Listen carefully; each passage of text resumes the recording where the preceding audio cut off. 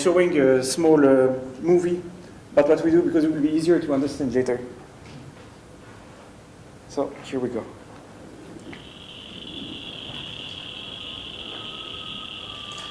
Oh.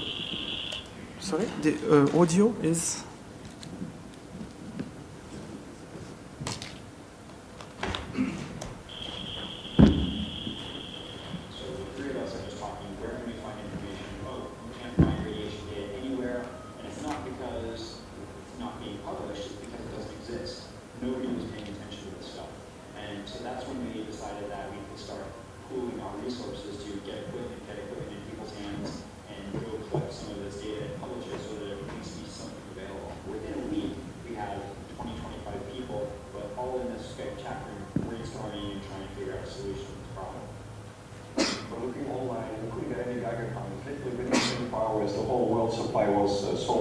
When we realized that we couldn't get the equipment, we decided that the only way to get this done is let's go and build it ourselves. So we came up with the idea that if we put a Geiger counter on a car and we drive around with it, we can collect radiation and put it on the map. Only problem was we didn't have the equipment, we didn't have the system. So the solution was go to Tokyo Hackerspace, where there was lots of people that knew how to put things together. And on the 6th day after we had the idea, we had a working system. The next day we were off to Fukushima doing our first measurements. As we started taking measurements, we saw that a reading can change like 100% just by crossing a street. And that's when we realized that it was really important for us to take very granular, street-by-street readings every 5 seconds and publish really granular data so that people can drill all the way down to see exactly what the reading is right in front of their house, not an average of the entire city.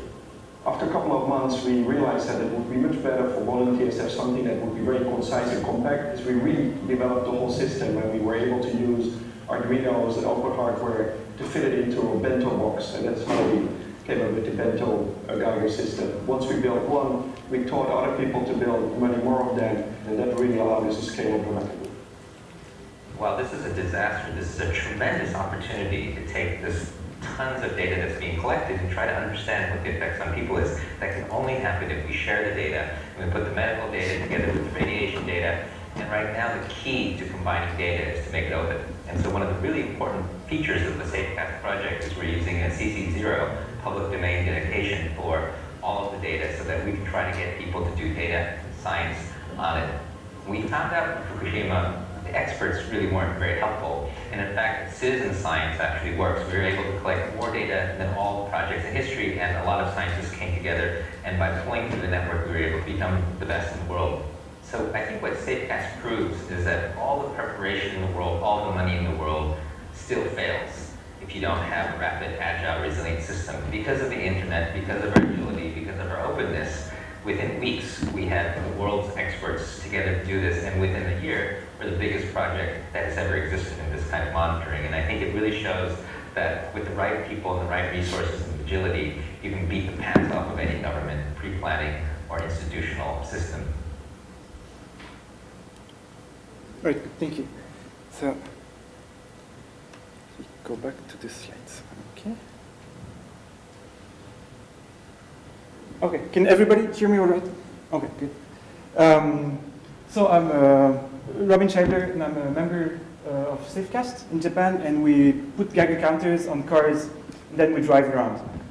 So, how did that come to happen? I really didn't imagine myself talking about that, 2 years ago. So what happened is the earthquake last year, March 11. So it really shook us, and then after 2 days, we learned that the power plant, 3 reactors at the power plant in Fukushima had blown up, and radioactive particles were spreading. So lots of uncertainties. I wasn't familiar with the topic at all before. So it was a lot to learn at once. But there was a small problem, which was there was no information or very little information available at the time. So there was an outstanding lack of transparency from both the government and the power utility companies. They were releasing data, only a little at a time, and always with a very large delay, like up to several weeks after being collected. So the relevance is gone for people. So the solution was to find the information and give it to people. But again, the problem was that the information didn't exist for most places in Japan. There was a bunch of census that were placed around the power plant, but they were damaged by the earthquake and they failed, so the preparation failed. So the information wasn't there. So our initial solution was to get devices, distribute them, and let people measure and then share the information on the internet. So again, we bumped into a serious problem, which was there were no devices available. So worldwide, Geiger counters were sold out. You couldn't get them.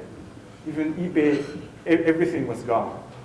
So that's where, so we took the DIY approach and we decided to make the devices, and then, but we can't make that many, so we had to make them mobile so that we can measure lots of places automatically, just by driving around, and then map this information and do it fast, because there was lots of pressure at the time. There was a sense of urgency that we needed the data right now, just to know about our personal safety and the situation throughout Japan. But also, people were concerned outside of Japan, like in the US, California is right in front of Japan, across the Pacific. So that's how Safecast was born. So it started as a discussion on the social networks. A few people were talking together. And so quickly a group emerged and spread to other partners or people who had specialized skills like in development, like web development, people doing actions or going around drive, and people doing DIY like at the Tokyo Hackerspace. And also advisors who have lots of experience, like your Geiger counters makers and university professors, Keio University in particular. So this spread even more, and now I think we have around probably 150 volunteers, including lots of people in Fukushima just measuring for us, and maybe 30 to 50 core members, like building devices and making things, sending things around, coordinating. So these are these people. And this is Safecast. So the picture here on the left side is really the proof of concept.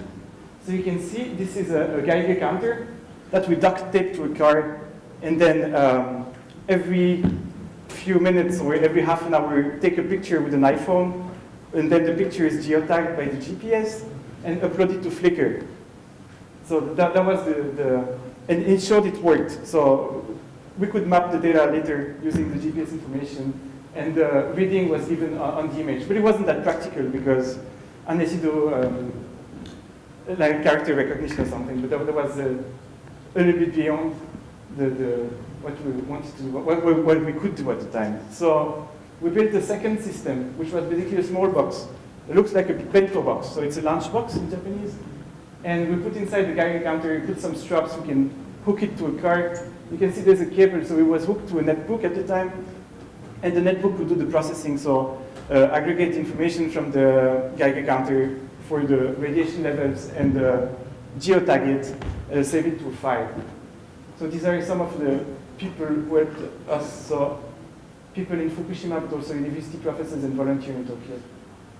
So this is Tokyo Hackerspace. So this is basically how we build things, so soldering irons and duct tape, and lots of sweat and tears. And after a while, we got the better prototype. So this is the first one that has you can see the GPS cable. But that wasn't really practical because it makes the car difficult to use. You have to be careful with the door and so on. So we put together a self-contained sensor. So this one is just sitting on the outside of the box, and all the processing happen on the outside of the car, and all the processing happen in the box. There's an SD card to store the data, and this is this. So there's a very thin Mylar sheet on top that gets radiation through, so that the Geiger counter can record every type of radiation. Now, we mainly drive it by car. So this is the car that was donated to us by a car dealer in Tokyo. And so it has driven all around Fukushima, but also northern Japan, southern Japan, in Tokyo. So here you can see there are two sensors, but really, usually there's only one. Now, we put it on bicycles too, and this is an EPFL bag. And it worked too, so we put it on boats, on motorcycles, on, what else did we do? Lots of things. Now, so what happened is that we gave it to volunteer that wanted to drive, so they called us and say, well, I want to drive in my city, so this is a person that lives in Iwaki City, which is 50 kilometers south from the power plant. So he was very concerned, but didn't have any information at the time, and was considering leaving because of that. But by measuring around, he could determine actually that the city wasn't as contaminated as initially believed, and he decided based on that to stay there. He actually made an awesome job. He drove every street in the city. It's really completely covered. So these are people in Fukushima who actually received the money from the stimulus package that the government gave after the earthquake. So all these young people lost their job due to the tsunami.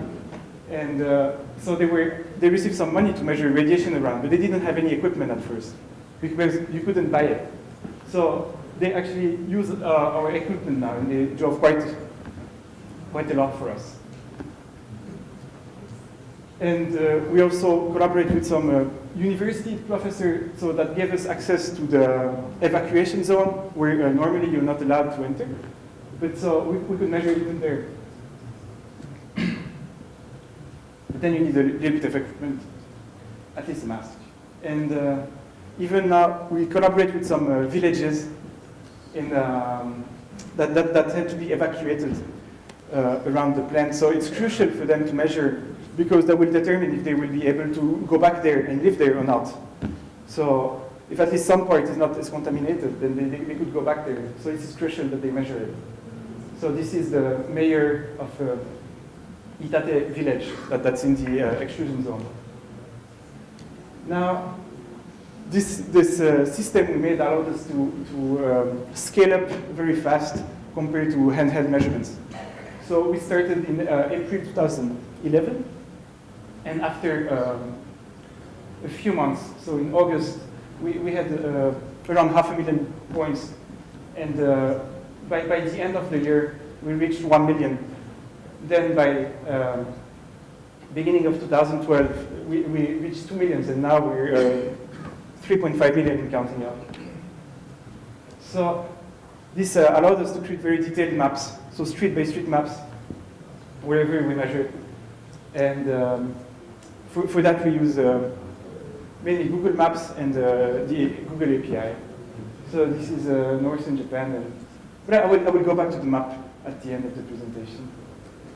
Now, besides the mobile sensor, we have also a fixed sensor network in collaboration with SoftBank. That's a mobile phone operator in Japan. And also Yahoo. So if you type radiation.yahoo.org, no.co.jp, actually it's the data coming from Safecast. So we have 300 fixed stations throughout Japan. It's in all in the mobile phone shops. And so we believe in open source, and all the hardware we make is open source and released on the internet.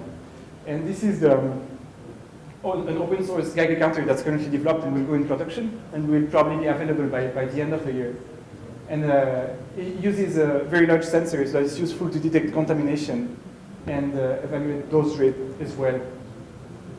It's manufactured by a partner, International Medcom. So we use their equipment. They have been very generous with us. And it will have all sorts of function logging, also rechargeable battery USB interface. And the idea is that all the design is released to the community so that people can help improve or copy it or make it better. Okay, so now that's it for the presentation. Now I'd like to show a little bit the map that we made.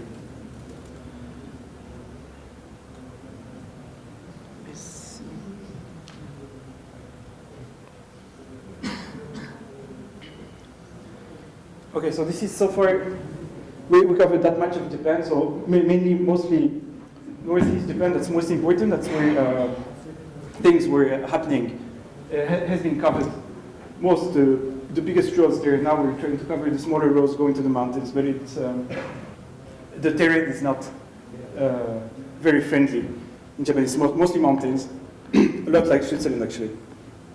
And if we zoom in on the northeast part, we start to see the zone that has been contaminated. So most of it is blue, which is quite low levels.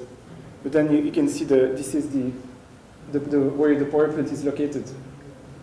So what happened is that when the explosion happened, the wind turned and was blowing northwest. And so mostly this part is very contaminated, but just below, this is Iwaki City. I was talking about the volunteers living there and decided to stay. We can see it's really not that much contamination if you compare it to above. And then also, which is counterintuitive, is that the wind turned at some point, and there's a big plume going southwest.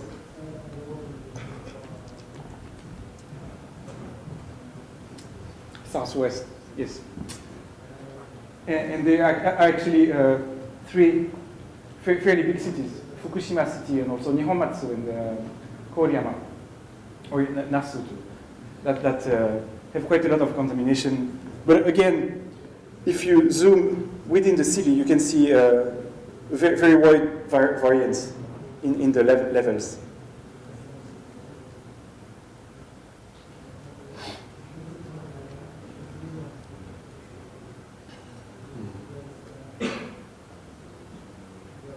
So at that level, we can see really where the roads are. Okay, so last time I was in Switzerland too, we went and measured around EPFL and Lausanne, and we went up to Luçon. Maybe you have heard about Luçon, where there was also a meltdown incident in the 60s, I believe. And but seems to be fairly clean. So. All right. So.